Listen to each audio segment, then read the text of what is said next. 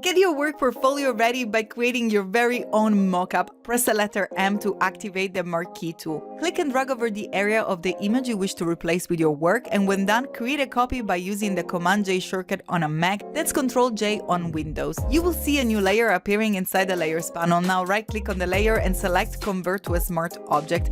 Double-click on the layer to open it. Smart Objects work like containers, allowing you to add multiple assets inside a single layer and to work non-destructively by protecting the content when editing. Bring in your work by choosing File, then Place Embedded. Select your file from your machine and click on Place. Use the corner of its bounding box while holding the Alt-Option key to resize it proportionally from its center and press Enter to place. Use the shortcut Command Ctrl-W to close and save the Smart Object tab. And you're done! Your work is ready to be shared with the world. I hope you like this tip and stay tuned for part 2. I will show you how to use Layer Comp to display states of a smart object in a click.